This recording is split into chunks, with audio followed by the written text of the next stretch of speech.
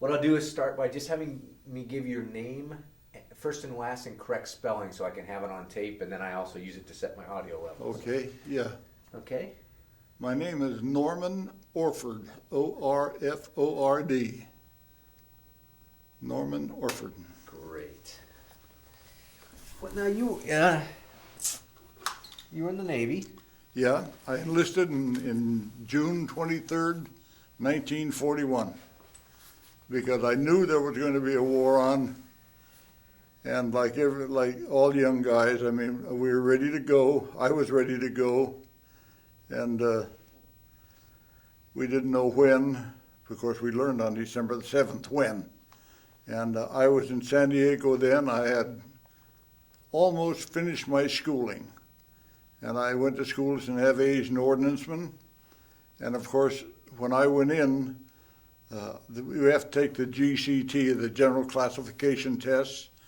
Well, I passed among the 6 highest percent that had ever taken that test in the history of the Navy. So I felt pretty good about that. I mean, and so they asked us what we'd like, branch we'd like, or what we like to be, mechanics or what. And so they had 3 choices. So I wrote aviation ordnance, aviation ordnance, aviation ordnance. And so the first school of aviation ordnance that they had was in San Diego. And for that school, they picked 25 of the highest out of the 10,000 in San Diego and 25 of the highest out of Great Lakes, and sent the 50 of us to school. And I come out 13th and the highest in the school, so that's not too bad. So they shipped me right to a squadron, because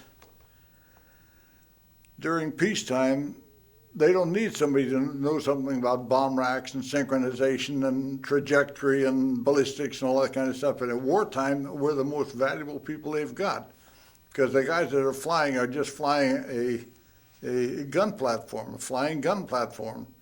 And so they need people that knew what they were doing. And so, as a matter of fact, I was a leading ordnanceman and a seaman second at the same time. So, but that's just the way it happened. That we were just 2 weeks from graduation when December 7th hit. And of course, that night we worked all night, and we stood watches. And it was, the first thing they did was turn out all the lights. And so we went to the mess hall. I mean, if a guy didn't like his food, he dumped it on the floor because it was pitch dark anyhow. Next guy slid in it, and it was kind of a mess down there. But Dago was a mess. But I was going with the gal that I'm married to now at that time. And so I was there for about a week or so, a little more than that. And then they assigned all of us to squadrons like that, and they asked me if I'd like to be a teacher, and I said no. I want to combat. I want to go out in it, because, well, I had 80 men in my company, and or 70 and 70 in the other one, 140 altogether, and a lot of the guys were shipped from the company over to Pearl Harbor, and they were aboard the Arizona. And so I knew some of them were killed. And every one of us in the squadron I went into had friends, buddies, shipmates that were killed over there. So we were there not for the flag raising or for all mother's home cooked pie and that kind of stuff. We were there for revenge, because our friends had been killed for no reason at all. We didn't understand why they wanted to declare war. Of course, we learned that. But the idea that they had killed a lot of our friends. So we went over to kill them back, and it worked. And it was very interesting. We mustered on Christmas Day. They called us together on Christmas Day, read us the rocks and shoals, the rules of the Navy. That they all have to read that, and then they send us home for the day. So I got to go home for Christmas dinner, because we lived there. My folks lived there in Oakland at the time. And then we come back, and of course I was shipped out.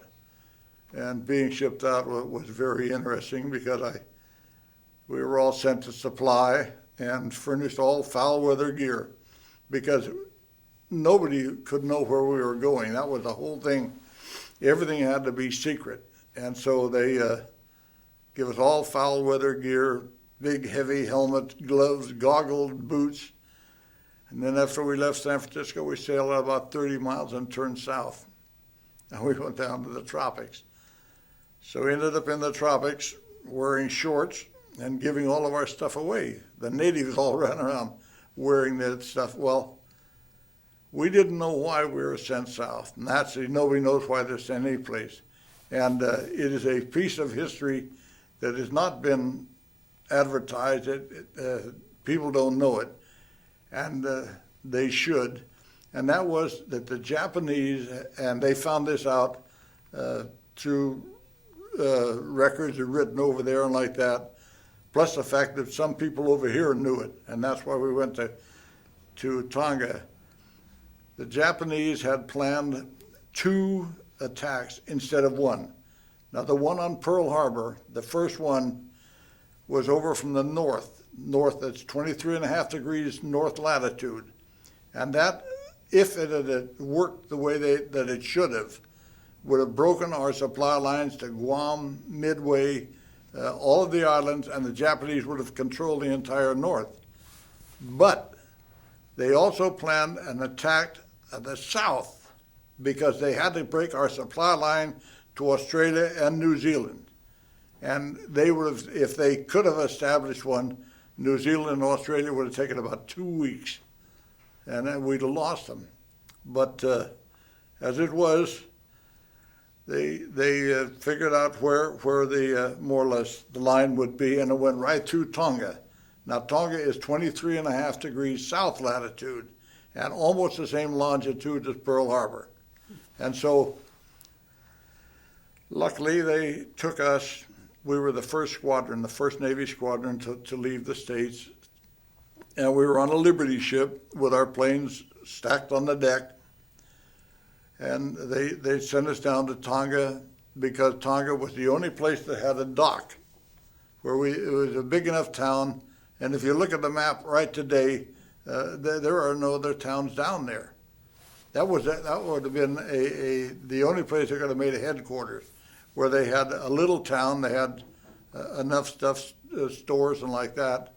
That is, they'd had a grocery store and a bar and grill, or whatever. You know, just the native stuff. There was nothing there for the white people, because there were no white people there. And so Nuku'alofa was the town we landed at. We had a dock there so we could unload, and the natives helped us to unload, and they were fantastic. They liked us. They didn't like the Japanese. They had already met some of them, and so they were not fond of the Japanese at all. But they liked us. They treated us very good. The first night that we got in there, of course, we unloaded a lot of our stuff. Was right on the dock where anybody could see it. And so 2 of us were assigned to go over there and sleep on the dock in our stuff. So we took the hammocks and we tied them onto trees, and then we tied the front of the other end of the hammock onto the truck bumper and backed the truck up till they were tight. We got in and we slept that way. And it was great. And the next morning we went out, we found where we were going to be, about 3 or 4 miles out of town. They had a place more or less, someone knew something about it. And so we had this location. We went out there, and it was kind of fun because they sent us out with rifles to protect our gear. They brought all of our stuff out. They had the natives bringing it all out. And so I was out there. I was alone. The other guy was he was in town. I was out there. And so I had the rifle on my shoulder, and was walking back and forth, more or less, just being a guard like I was supposed to be. And the natives over there, they love to sing and they love to dance. And their singing is, was just out of this world. There's no such thing as any singing like that. The music goes back 1,000 years, and when they sing and when they dance, you can feel it. I mean, it's fantastic. And so here I was walking back and forth, and the guys all sat around. There was about 25 of them, I guess, and they started singing this beautiful music, and then they started dancing. Well, it was kind of fun because they could tap their foot and more or less call, another one in. And so that's how they got everybody going. Well, somebody come over and tap their foot for me to come in. Well, I knew no more about it than fly. But I had my rifle and I was enjoying it. So I took and I leaned the rifle against a tree and went out and went dancing with the guy, trying to learn how.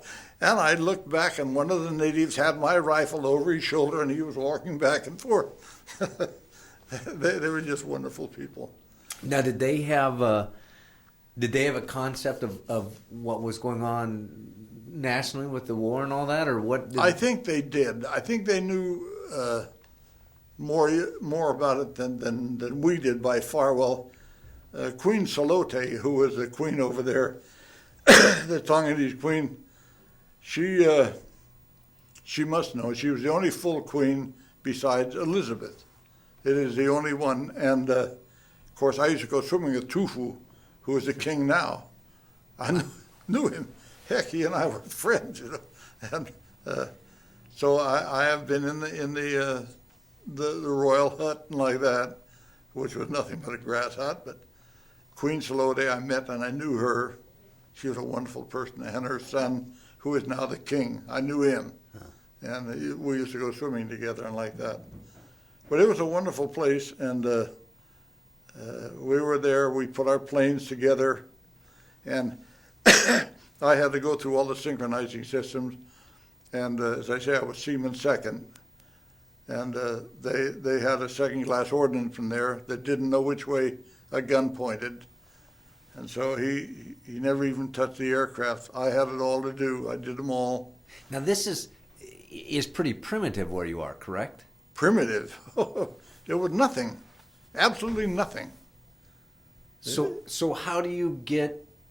I mean, where are you putting your planes, and how are you having to clear runways? And... Oh no, there are no runways. Ours were seaplanes, so we operated close to the water, but.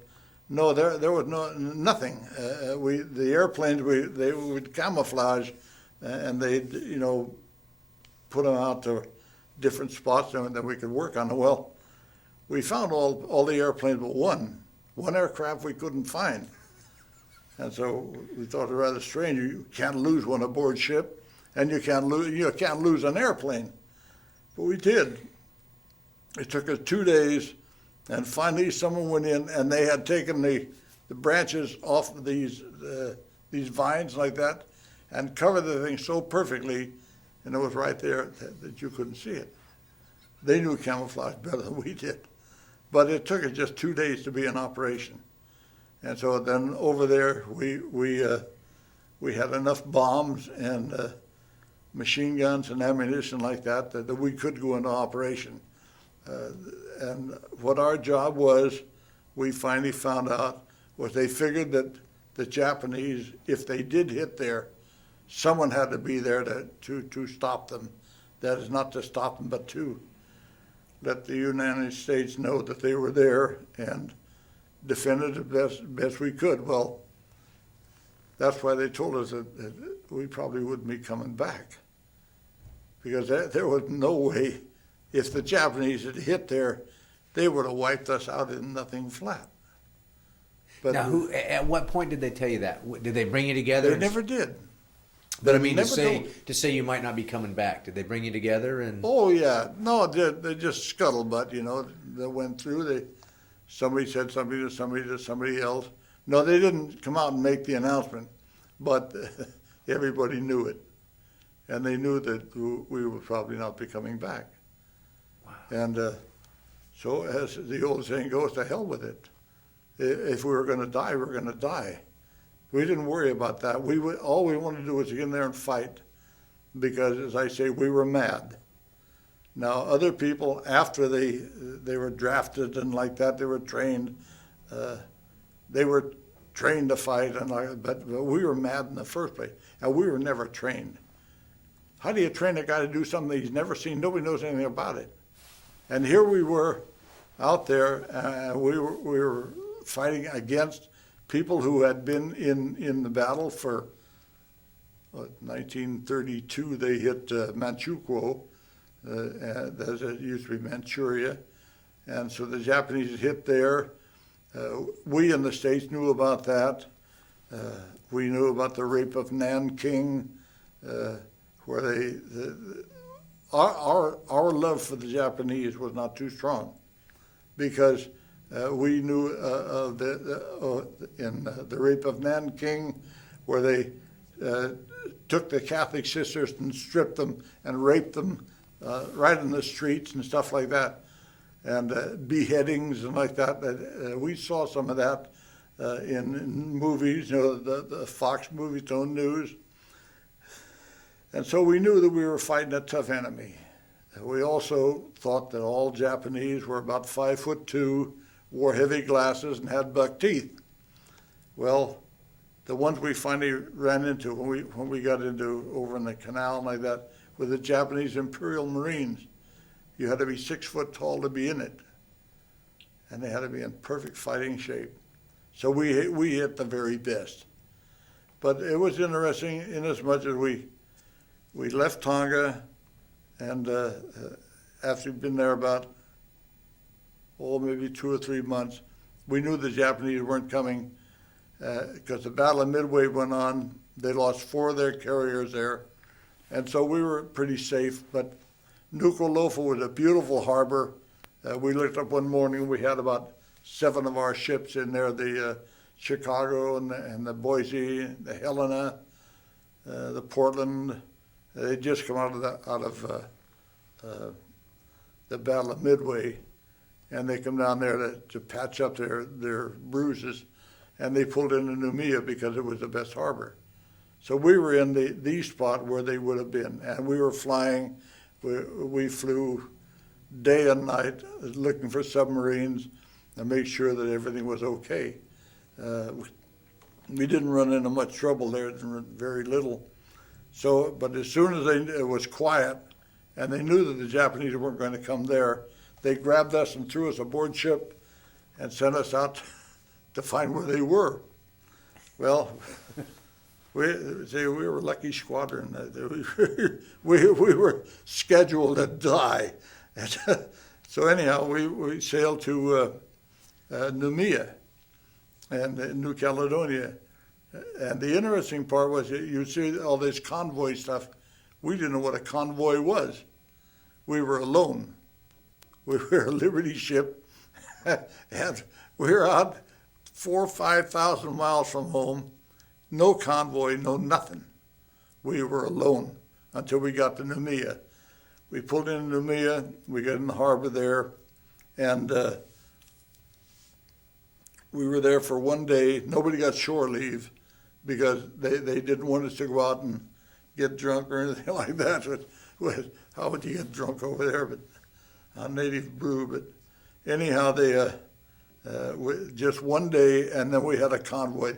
We had 2 destroyers, and there were three of the C3 class that got the 2 booms forward and 1 aft, and 5 cargo holds and like that. The Libra was one of them, and there were dozen. Anyhow, the 3 of us, we started north, and to where we didn't know where we were. They never told us where the heck we were going. If someone hadn't spoke up, we still wouldn't know where we were. But anyhow, we started toward Espiritu Santos. We were going for the New Hebrides, and so that we had a convoy, and we took off the next morning or that night or something. Anyhow, we left, and we sailed up through Torpedo Junction. Well, Torpedo Junction was just off the Coral Sea and like that, where the Japanese were pretty famous for having subs out there. And about 1 o'clock in the afternoon, we were lounging on the deck because we had nothing else to do. And the destroyer come cutting across our bow and got about, maybe 500 yards away and started laying eggs, dropping depth charges. Well, come to find out there was a Japanese sub down there that was laying dead in the water. They shut everything off, and therefore they are dead in the water, and you couldn't hear them. So when they started the engines to turn the sub to slam a fish into us, the destroyer picked up that sound, and they went over and they got it. And that was the first submarine that we had seen, and it was kind of pretty because it was 1 o'clock in the afternoon, or sometime in the afternoon. It was real nice. And we watched these depth charges go off, and they are exciting when they go off. And so all of a sudden we saw the bow of this Jap sub come up. It didn't raise more than maybe 10 feet out of the water, then it slid back down. And so we knew we got it. And so there was about 95 guys that we didn't have to worry about fighting anymore. But we got through that, Torpedo Junction. Now, let me ask one question. So now you were out, you had some downtime, you were out hanging out on the deck. Sure, just laying all of a sudden this DE comes screaming across your bow and starts, what goes through a 21-year-old kid's mind at that time? Nothing. What you the just hell? you just think we're out for another joyride, or No, we knew there was a war on, and when they started coming through like that, we knew that there was a sub out there, and so we all got back away from the port side where the fish would have come in. Well, we watched it because it's just like a newsreel, you know. You watch it, and we thought, what the hell? If we get it, we get it, but we didn't get it, and. We had not been close enough to death to know what it felt like, or any combat of any kind until we hit that.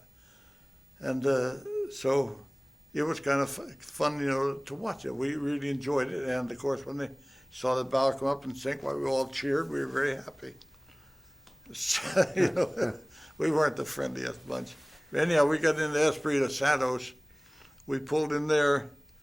And of course, we unloaded our planes and our men and like that. We got off and we were based there. And that is the rot hole of the world. I don't care what anybody says. It was the worst living conditions for the Navy. We were not the shipboard Navy. We were the Navy that was on the beach because we had the only planes and like that were rigged for submarines. We could throttle down to 90 to 95 miles an hour. That's pretty darn slow for an aircraft, but we could do it and still carry our Torpex bombs and like that, so that we could more or less hover over and find if there was a submarine there. We made sure we didn't miss it. Of course, we had to make sure that we had enough altitude. That was one thing that was my job, to tell the fella, get up there. Now, anybody who, you see a sub in the water, you know, you want to go right down next to it, and so you drop the bomb on it. Well, the minute you do that, the explosion is going to come up and flip you over and you're dead. They had to stay up. I told them, you've got to stay up 500 feet. And the pilots, you know, they said, well, we'll do what. I said, I don't care what you do. But I told the radio men that were flying with them, I said, now, if he starts down, bail out, because he's not going to come back up. So I made them stay at the 500-foot level while they were bombing. But we pulled into Espirito, and that, as I say, was the rot hole. I cannot believe the conditions we lived under. give me a brief description so I know what the plant life and I mean, what am I looking at this place? Well, what you're looking at is flies, mosquitoes, poisonous snakes, spiders, rotten food, no place to sleep. We slept on the ground, and there were snakes on the ground, naturally. We would take a plate of food, and this is honest to God. We would take a plate of food, and it would be black with flies. You take a spoonful, and you go, and you still get about a half a dozen flies. So after the third or fourth time, you just went ahead and ate the flies and all.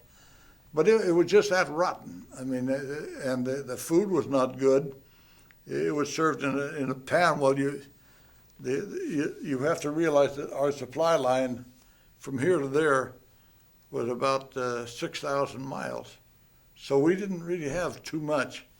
And the flies just crawled all over you. One fly landed on my arm, and I took my hand and I brushed him off, and he went up and down. I brushed it again, he went up and down. 14 times I did that, and that fly just went up and down. Well, you know, it was pitiful. And are you just the beach crew? Did you just bring in tents and set up temporary housing, or what? Where were you We sleeping? slept out. No, we didn't have any temporary housing. Lord, no, we didn't put up our tents until after we were up on the canal.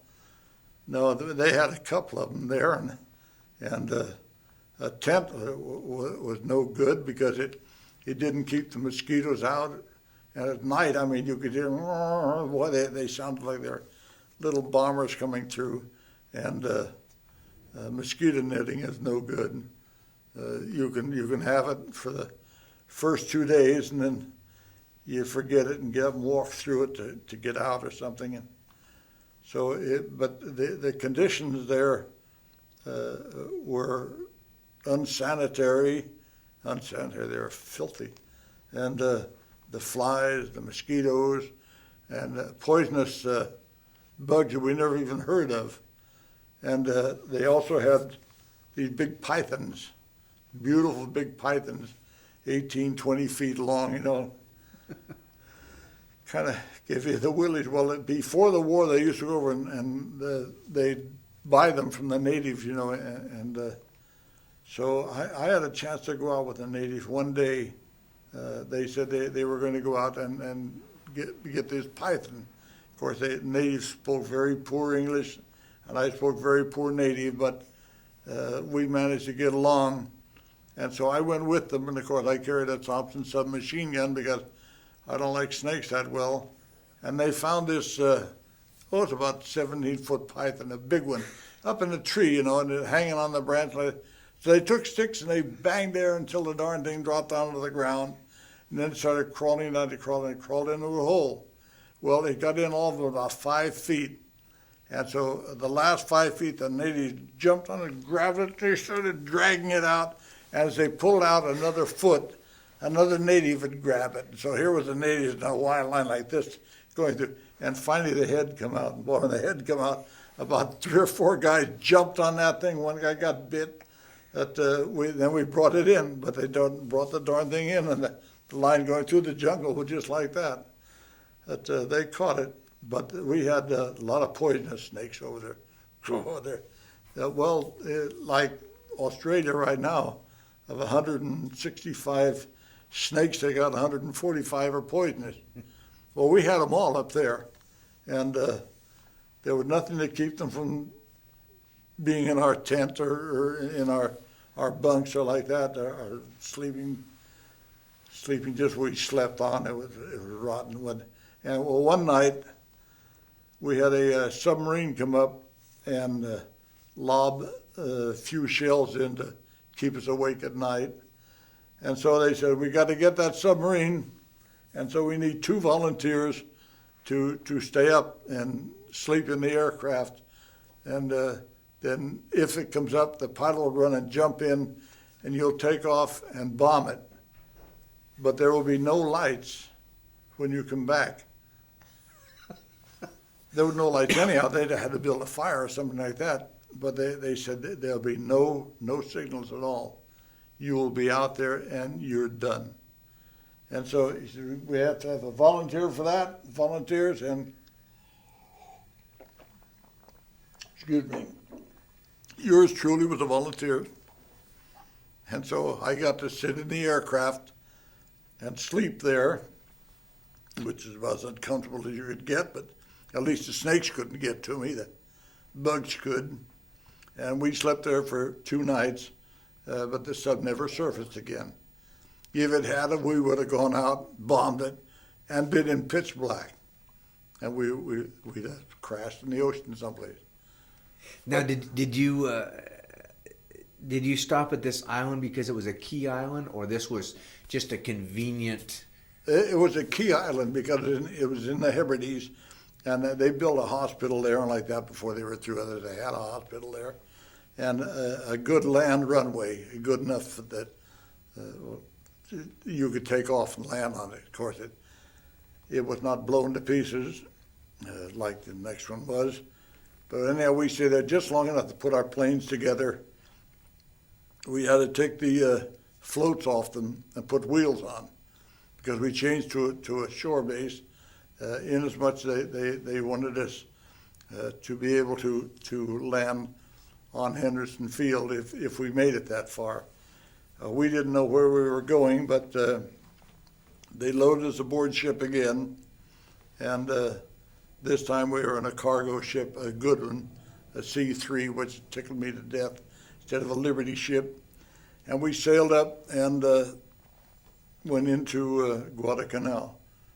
Well, we got there about 5:30, 6 o'clock in the morning, and we didn't know where we were at until finally they told us that this is Guadalcanal, this is where you are, it's where we're going to be. So we still didn't know where they were, but we saw the map. Someone got maps out and showed us where we were. And so when we pulled in, the first thing we did was to look up, and here come 26 horizontal bombers, the Mitsubishis. And I looked up and I said, by God, they're trying to kill me, and I just got here. Well, they come over and they dropped the 25 planes. 26 dropped their load right off the bow. Luckily, they were a little over, and so we didn't get hit. But then our fighters, a few of them we had at Henderson Field, went up, nailed them. But Guadalcanal, we pulled in, it looked like an island of death. It smelled. It wasn't beautiful like the tropical. Some of the South Sea islands are beautiful with the coconut palms and green and like that. Not the canal. The canal was dead, really, and the ridges of the mountain looked like the back of one of these prehistoric animals. You know, all the sharp points, and so it was really not inviting. But we knew where we were there for. Well, anyhow, the bombers come in, and then they had no sooner left than we had 25 planes, fighters come in strafing us. And they all had a little bomb on it, pleasant for us. And so I was standing on the deck watching one come in, and he was letting us have with the machine guns, but I just stepped back at something. I didn't get hit. But anyhow, then I saw him drop the bomb, and he had a 500-pounder, and he just right over the air, over the ship, and landed, hitting the water on the far side, about 10 feet off the ship, and it caved in the side of it a little bit. But that's the way it was. I mean, it was wild. We unloaded as fast as we could, and we got the landing craft to take us in. And the strafers were still there. They were strafing us while we were climbing down the nets and like that. I mean, we were right in it was rough. And so we got over onto the beach. They run up and dropped the bow so we could get in. And we grabbed our stuff and sauntered across the beach. Beautiful tropical beach. And we got to enjoy it for almost 30 seconds before the first plane come down strafing. And we could see the bullets. You see it in the movies once in a while. You see well, it's true. That's the way they look. So I was like the rest of the guys. We scattered real fast, and I saw a hole there to get into, and I started making a run for it. And the guy said, "Sorry, we're all full." Well, I made other remarks too. I went in and the Marine came in after me, and there was plenty of room. We got out. We never could have got back in again. But when they're strafing at you, you'll be surprised how little you can hide behind. If there's a rock out there, you're completely hidden. But that was our welcome to the canal, and I'm just running along here. No, you're doing. This is exactly what I'm talking. So when you got to the canal, were the Marines already there, or you? Yeah, no, the Marines were there. We were there. They had taken Henderson Field, more or less. The Marines took it the second day, and then the Japanese had to take it back. Well, the fighting went on, and the Marines made Henderson Field, for us. But we actually had Japanese planes land on Henderson Field. They thought it was theirs. We were that close. I mean, that it was pitiful. Well, about the best way to describe the location and the amount, if the back of your hand were all of Guadalcanal, we controlled a spot about the size of the fingernail, your little finger, and that's all. The rest of it was Japs. There were 25,000 of them on there. They're still there. And you knew, now today when you say Guadalcanal, people know Guadalcanal. Yeah. But now you're 21, 22-year-old. They said, hey, guess what? We're at Guadalcanal. Big deal. We're at Guadalcanal. Another island, is that? Another island. It was just a place, but it was a place to fight. God, we fought over there. We knew that we were in the fight because they had been strafing and bombing. We had 4 or 5 bombing that day. The first night that we got in, we didn't know where we were going to sleep. Who cared where we slept? We were out there in the jungle. We had nothing, and seriously, we had nothing. People don't realize what nothing means. My brother was here in the States, and I wrote him a letter, and I said, "It's getting near Christmas time. Would you go and buy something and give it to the folks for Christmas from me?" And I got a letter back from him, and he said, well, they would appreciate it much more if you just ran down to the corner drugstore and bought a little something for them. And I wrote back and I said, the corner drugstore is 5,000 miles from here. There is nothing. There was no repair shop. There was nothing over there. And I keep using that word, and it is the most descriptive that I know of. But the first night we got in, we spent the day, and at night they said, well, you fellows are going to have to sleep over here. They took us down. They had Army trucks. Actually, they were the trucks. They were the ones we were using were the Pontiac that was made in the United States, shipped to China to help with the war there. So they were American planes, American trucks. We had Chinese dashboards on them. But then the Japs took them over from the Chinese and they put Japanese license plates on them. So we were driving American trucks with Chinese and Japanese. They'd gone through, that's the transportation we had, and that's all. But anyhow, we were loaded aboard this, and they took us to a place, there was a little enclosure there, and there was sacks of boxes, and they sleep on those. And so we did. We just lay on we didn't try to lay out a mattress. We had these little coiled mattresses. We just slept on the boxes, and we thought it was kind of strange because it stunk in there, it smelled in it. And we had the rats running across our faces and like that. You'd feel them, they were there and like that. But they kept on going from us. So we slept there that night, and of course we had about 3 bombing raids. The next morning we woke up and we found out we were sleeping in the morgue. That the only place they had where we were safe, it had a fence around it where they could watch us.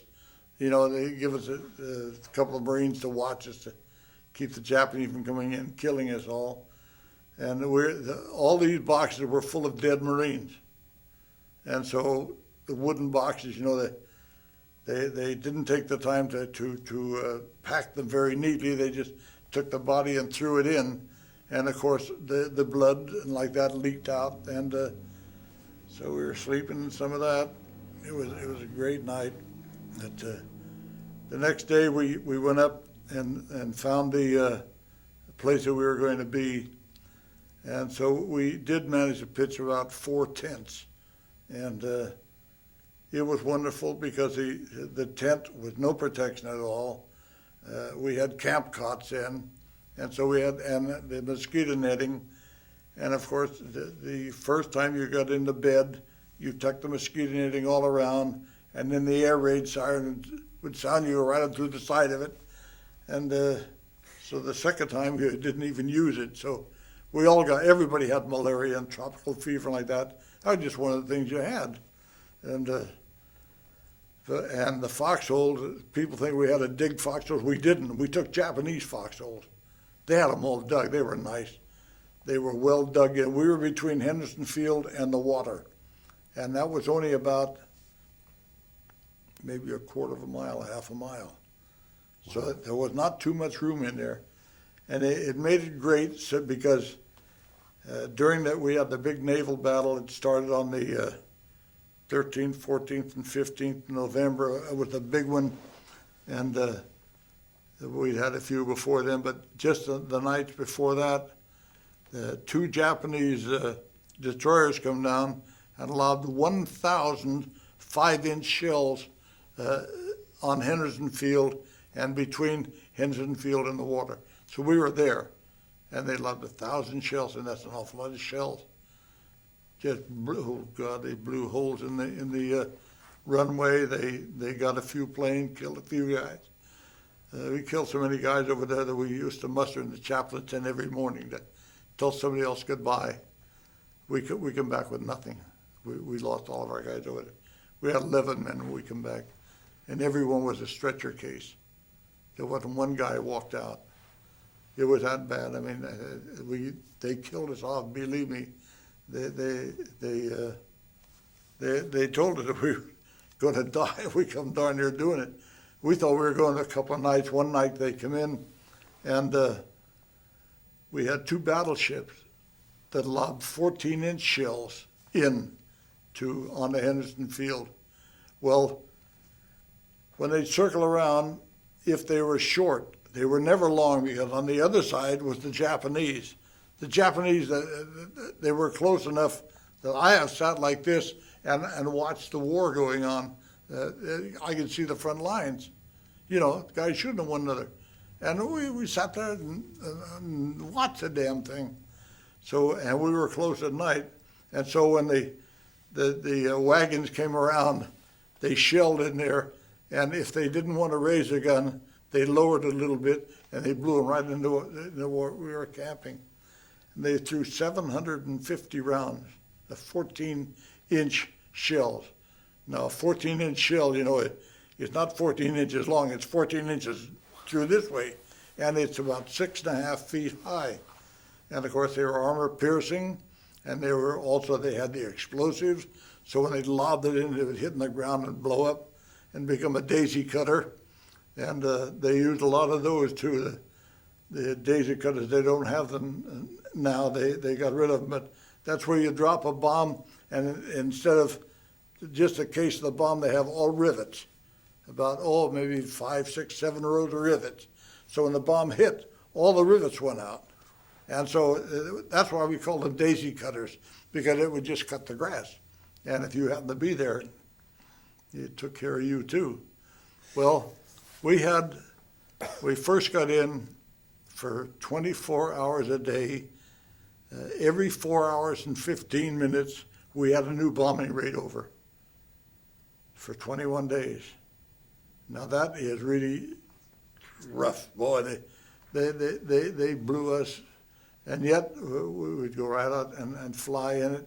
The naval battle, the big naval battles, we only had cruisers against our battleships like that. They had us well outnumbered, but we outshot them like that. So I mean, we're still here. But when they go around Savo Island, which was out there right off of Henderson Field, when they went around the island, when they come back in, and this was at night, everything was at night over there, all the shellings like that. If they had no target, the Americans would raise their sights up and arch over Henderson Field and try to hit the Japanese position. if a Japanese would come around, they would lower their gun sights and blast them into us. So we heard boom, boom, all night long. And this went on for 3 nights. And it was one of the wildest battles well, they say it was the hardest fought battle of the entire war, because we didn't know what we were doing. We did not know how to fight them. They knew jungle warfare. Luckily, they were not too bright, and we always appreciated that, because they couldn't think for themselves. They didn't think for themselves. And well, like one night they decided they would have a bonsai attack, and I've had 3 of those, by the way, where they said there's going to be a bonsai attack tonight. And that's where they yelled bonsai, and you could hear it sounded great. Well, that means we're coming through. They're not going to stop. And one night we had barbed wire put up, and they come running right into the barbed wire. Well, when they hit the barbed wire, they stopped. And of course, they had the machine guns there that were killing them. And they were actually climbing over the top of one another to get to us. And I don't know how many dead they stacked up that night, but there was a lot of them. One night we had a bonsai attack, and when they had a bonsai attack, we knew that we were on our way out. That's all there was to it. I mean, when you got 2,000 guys that are coming at you, and they're not going to quit, and you got about 100, 150 or something like that to protect them. So they came through that night, in the evening, just before night, and they said, "Look, fellas, when you go back to your tent tonight, remember, if the Japanese attack, if there's a bonsai attack, do not back up. There's no place to go. In other words, you stay there till you die." And so when you're told that about 3 times, you kind of appreciate it was rough. One night we killed 800 of them. Now that's a lot of guys to stack up. We had them thick enough that we took a bulldozer and cut a trough in the beach and shoved them in and covered them up. Now, and this is the hardest thing to understand, having never experienced war, because yeah, that's I right. mean, you talk 3 days of this bombing, 3 and you days got and bonsai attacks going on. Is it just where you were 24 hours a day in this hyper, or what? The hell, all you can say is, what the hell, we're going to die. And so you did your best. You fought, you flew. We'd fly all day. We'd fly from 4 o'clock in the morning till 9 o'clock at night. The planes would come into the land. We'd refuel them, and out they'd go again. We'd hang new bombs on them. Every bomb that was hung by our squadron, I hung it. I was in charge of it. And so I lifted a lot of 325-pound bombs, you know. We'd put anything to get them up there. But no, the bombing, like the shelling of that may only last an hour or 2. But the bombing raids, they went on all the time, you know, one after the other, and there was nothing you could do. You couldn't worry about it. I mean, if you worried about it, you'd drive yourself nuts. And there's no sense of doing that.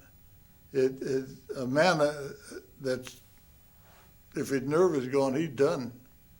You know, and so there was no help. There was no way to go.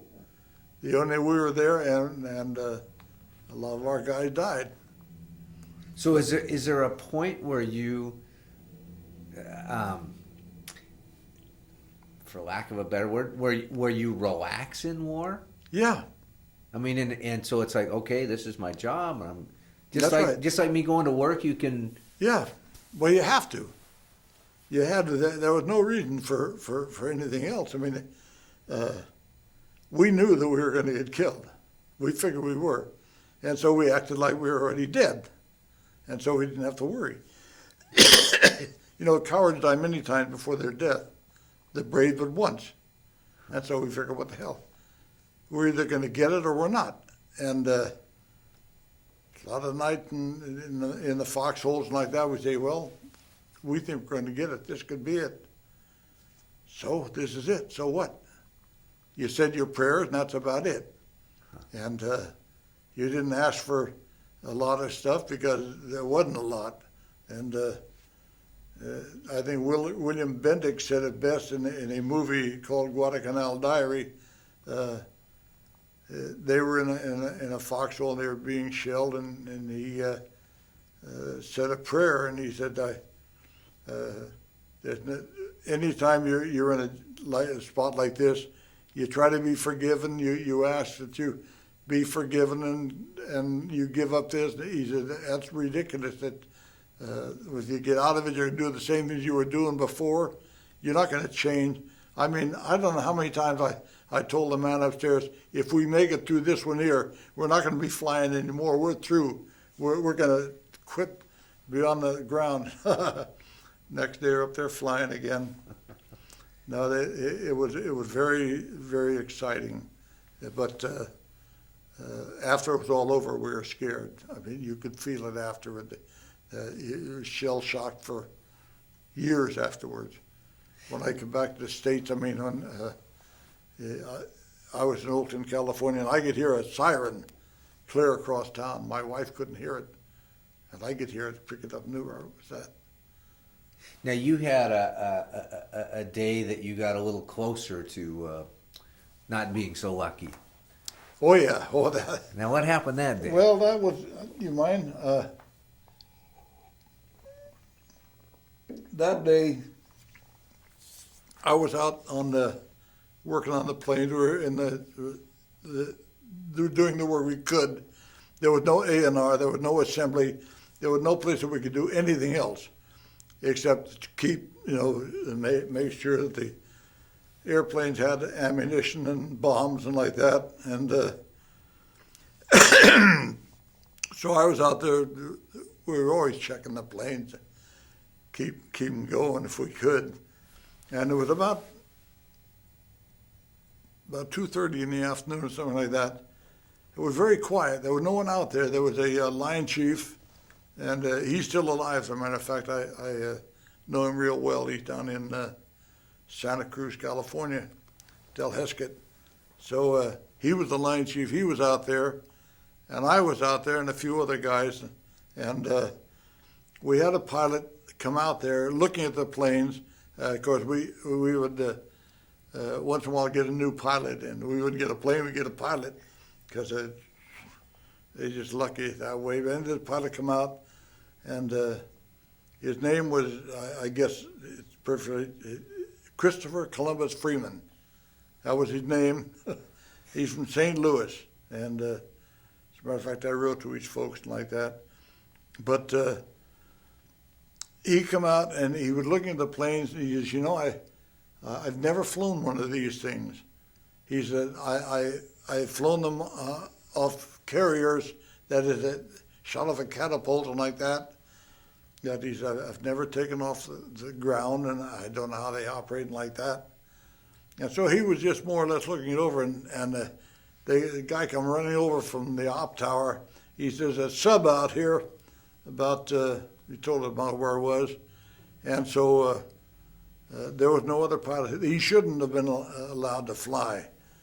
But as I say, we cut an awful lot of corners. The line chief company says, can you fly this crate? The guy says, yeah, I guess I can. And he turned to me, he says, you fly with him. I said, well, why not? And so the guy said, I'd never flown this plane before. I said, I've never flown with you before, let's go. And it was just like that, boom, boom, and we were in the plane.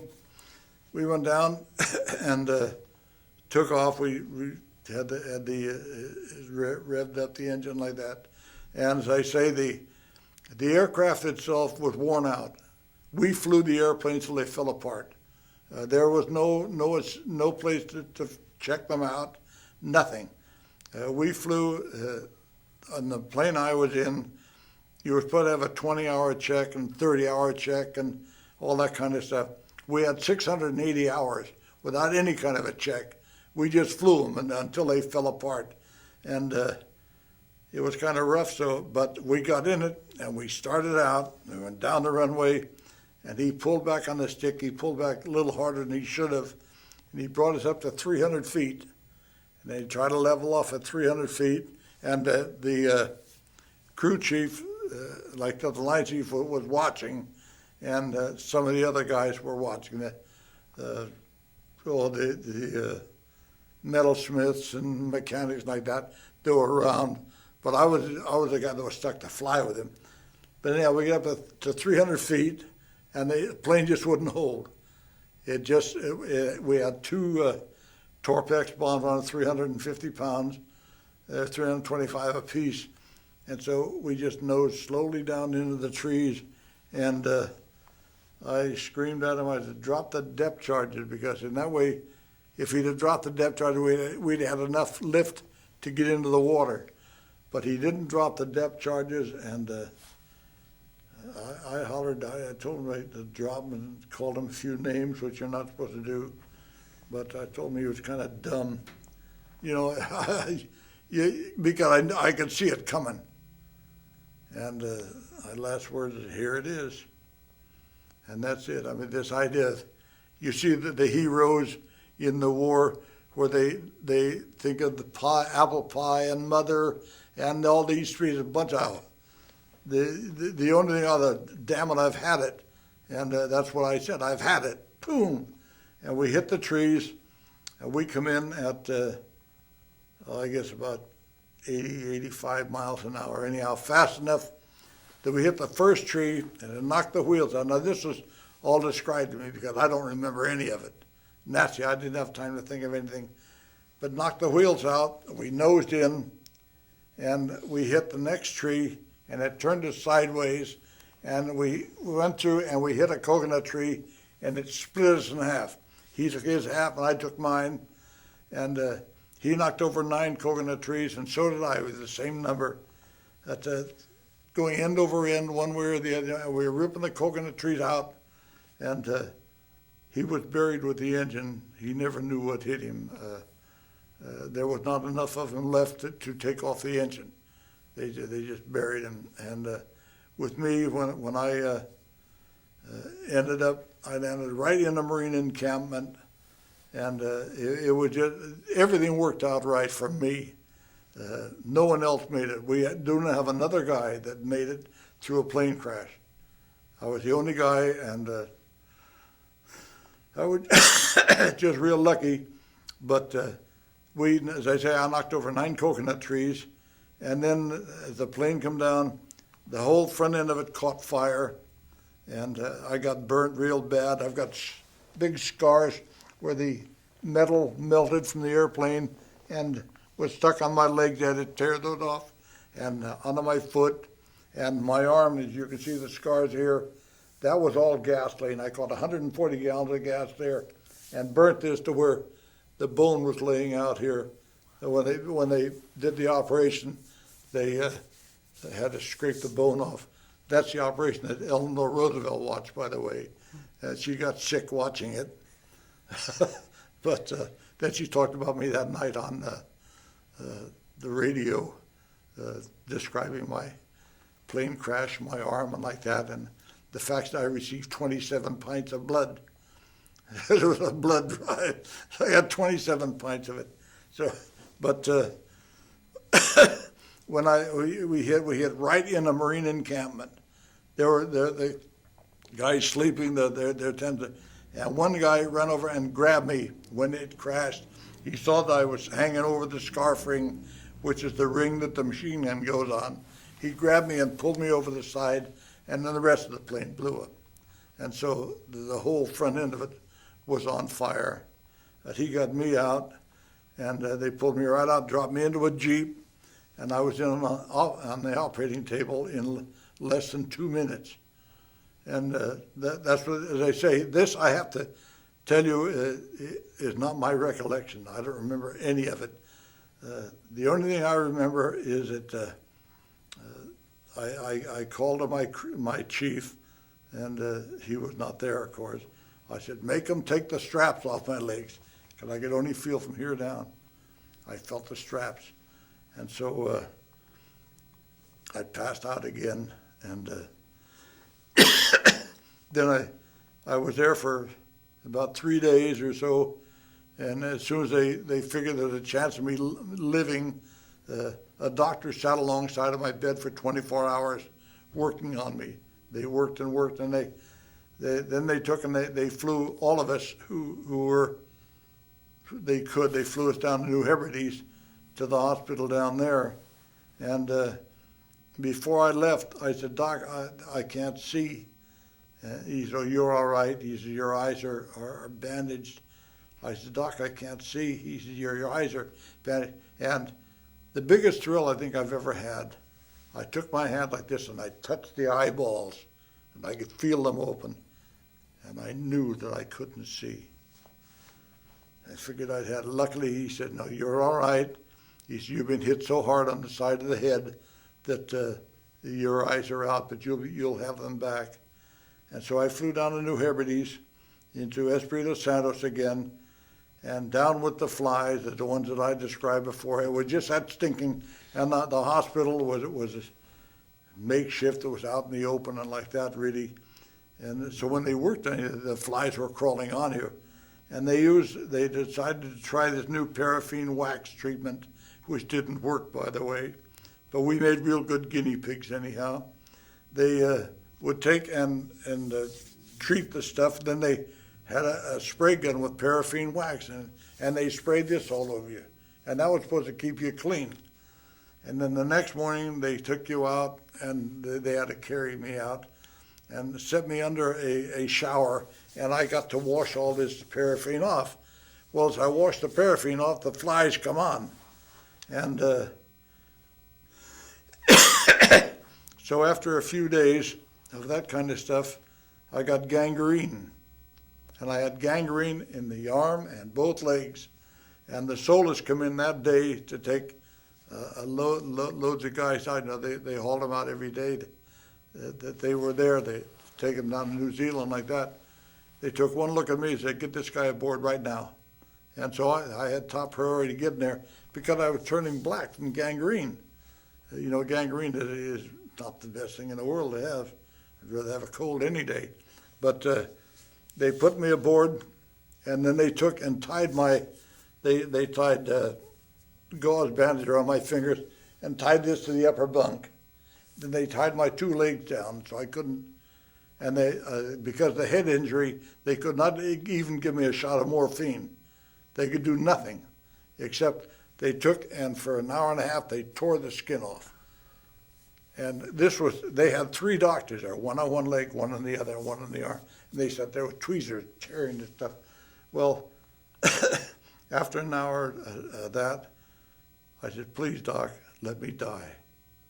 And that is on record. And as a matter of fact, they wrote a newspaper article on it here a while ago because I said, I can't stand this any longer. I can't take this pain. Let me die, please. Just let me die here. He said, oh, you'll make it. Don't worry, you'll do it. I did. For an hour and a half, they tore all the skin off the thing, and both legs, and it was kind of painful. But they saved the arm and the legs. I would have lost them. I'd have died over there from that. And they got me cleaned up and took me. I got into Auckland, New Zealand, and I was there for about a little over a month, and then they shipped us back to the States, and I'm going to switch tapes here just a sec. So you got shipped to Auckland? Yeah, well, they took us down to Auckland, and I was there for, they say, about a month, and then they sent us back to the States, and I said, Doc, please just put me together and let me get back in there. I owe them one now. And they figured anybody who would want to go back into that must have something wrong with their heads. I should be back to the States. I couldn't move. I couldn't walk. I mean, I didn't move this arm any farther than that for 6 months until finally, after an Oak Knoll, they found out that arm would not work, and they had to take an operator on it again and cut all that stuff off and patch it like that. But then I got 18 major operations, and I got more stitches in my body than you got in the clothes you wear. But see, the left side of my face was burnt off, and part of the ear and like that. And so there are little scars there, but you can't see them now. At one time they were very, very prominent because that's where my helmet caught fire. And so, and the interesting part of that operation, I think it's interesting, I think it's funnier than heck, and most people don't, is that they needed some skin. They just need a thin layer of skin that wouldn't even show. But the only place they could get it was from the cheek of my rear end, because I sat on my parachute and it caught fire, and half of my butt was burnt to where I had to sit on a rubber donut for 3 weeks. But the other half was clear. And so they rolled me over, they took that patch off of there and stuck it on here. And so I had a lot of fun with that. It kissed me. I thought it was funnier than heck. My wife hit me more times across the smart aleck pally. But it was just one of the things that there were a lot of funny things that happened. I mean, in a hospital, everything is funny because you're there. I mean, the fellow they wrote up on the the San Francisco when the plane come in and crashed, and he was he had his 20 millimeter, and he stayed and he kept shooting as the little plane finally hit him. Well, he got a Navy Cross for that, for bravery. And so he says, bravery, hell. He says, the damn strap was caught across my back and I couldn't get out. He said, I was working like this and shooting one hand. The plane hit and I got a medal for it. Another guy, I knew that Ramsey got shot right through the knee. And of course, when a bullet first hits you, it's dead. I mean, you're dead. You can't feel anything. And so they just brought him in. He was laying there, and this bullet hole right through the knee. And so they went to work on him. He says, Doc, I feel okay. Go take care of these other guys. So they'll, gee, this guy is great, donating his time, and he got a medal for that. He says, 30 minutes after the thing was hurting so damn bad, I was screaming. These things are funny, They've always been to me. And now, while you were in the hospital, here you are, broken up. Yeah. You've been in this plane crash. In fact, people that served with you thought you were dead. Yeah. You never contacted your mom, right? No, I was very lucky. I landed in Oakland. And the ship landed in Frisco, and we come in to Oakland, and I told the fellows aboard ship, I said, I live here. I said, now if we stay in San Francisco, we'll go to the Presidio, to the hospital there. If we go across the Bay Bridge, if we turn to the right in the middle of it, we'll go to Treasure Island. If we get across, we turn to the left and go on it, we'll go to Mare Island. If we turn to the right, we'll go to Oak Knoll. And if we go to Oak Knoll, we will drive down the street I lived on and past the house I lived in. And we did. We went to Oak Knoll. So actually that day, I about 4 o'clock in the afternoon, like that, we actually passed my house and went to Oak Knoll. And so I phoned home that night, and I had the phone number, or anyhow, I looked up the phone number. And I called up about, it must have been 5 o'clock. And the girl who's my wife now, who incidentally was there when that telegram came, she was living at our place because she was going to university and like that. She answered the phone. I said, hello. Oh, Marge? Yeah, it's Marge. I said, this is Norm. She said, who? I said, Norman. She said, Norman who? And I said, Norman Orford, God damn it, I'm home. And she dropped the phone, and my mother picked it up, and everybody had the phone and like that. And so I told them where I was, out at Oak Knoll. And this would be right out. I said, no sense you're coming out because I don't know whether I can see you or not. and I'll call back in a little while. So I asked the doc. He said, oh yeah, I told him to meet you at the gate. And I was in Ward 1, which was very close to the gate. And so it took me an hour and a quarter to walk about 100 yards. As they wrote in the Hurley Marine Works magazine, my dad worked for the Hurley Marine Works, and he was a driver for them. And the quotation was that I was carried aboard ship in New Zealand. I said, I'll walk off in the United States. He said, and he did, but nobody knows how he did it. Nobody could figure out how I could get up and learn to walk in that amount of time. But I did, and I walked off. And so that night, I walked down to the main gate, and it took me about a little over an hour to get as far as I could throw a baseball now. And so my folks come out, and I got to see them. And my mother was there, and my wife was there, and my dad was there, and a friend that drove them out, and all that kind of stuff. And so I got to see my family. Of course, we lived around there. And so the next day, all the relatives come to see what, to count, see if I got 2 legs and 2 arms and like that. They're all disappointed because I had them all, and I never saw another one of them. They never come out and visit me again.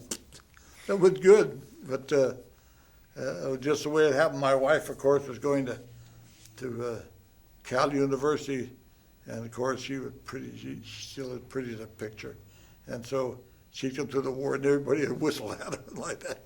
And of course, we weren't married then, so she came out every day and saw me. She finally had to quit school because she had to miss too many classes. But then after I was there for about a little over a month, we got married, and of course I knew then that there's no chance of me ever going back. I was there, and so when I got married, I had my arm in a sling. I was on crutches. My dad had just had an accident. He was on crutches, and so anyhow we managed to stand up long enough to get married. And an old girlfriend of mine, and her father was a preacher in the church we used to go to, and he come up and married us like that. But that was 57 years ago, and still married to the same gal. Wow. Now, when you were in the hospital and broken up, you never wrote your mom, right? No, my mother was there. No, I mean when you were overseas. Oh, no. Because you didn't. Now, why didn't you write your mom? Well, because I couldn't move my arm in the first place. Okay. And I had a lady from the Red Cross come in and write a note. And of course, her handwriting was so different than mine. My mother knew I was blind, but it just said, I'm well. Always tell them that I'm well in a safe place. And so my mother tried to send telegrams and call the War Department and everything else. He says, lady, we can't tell you where he's at. We can't tell you where he was. This is all secret. We're not going to tell the enemy. So no, I never did contact her like that. I tried, but just like the letters, I sent home 13 or 14 different money orders to my wife, and one of them got through. So I figured, what the heck? I mean, there's no sense of wasting my money there, letting them torpedo it. So while you're hurt, your mom gets this telegram, yeah. And the telegram says. That's what the telegram said. That was the telegram. What does it say? Pretend I don't see it. What did the telegram say that Your son has received multiple serious injuries in a plane crash in the South Pacific. Period. And that was it. I mean, a lot of people receiving them, and very luckily, it went down to San Jose, where we used to live, where I enlisted from, and a friend of ours, a very close family friend, was living in the house when they brought the telegram out to her, and so she received it first. And my mother was in Oakland at the time, which was about 40 miles different, and so she called up and she says, I've got some bad news for you, and but also good news. So she read it, and then she had to take it up to Oakland, where my mother was. Well, my wife was in the same room as my mother when they brought in the telegram. And she said, I've never seen anything quite as moving in my life. She says, you know, your mother just broke up. I'm the only guy that never broke up, I think. But it was different. I mean, it's been very exciting. We've had a wonderful life since then. We had 2 kids. One is in Alaska now, and one is here in town. And got grandkids, and everything is fine. Got a beautiful yard, one of the prettiest yards in town. I've got flowers. I got 300 rhododendrons, and I've got 1,000 tulips. I just love flowers now. I mean, I'm completely retired, and just taking it real easy. Are you proud of what you fought for? You bet your life I am. I'd go back and do it again in a minute. Yeah, I'd lay down my life for my country just as quick now as I did then. I was proud of my country. I loved it, and now I can look out on all this stuff, and part of it's mine. I fought for it.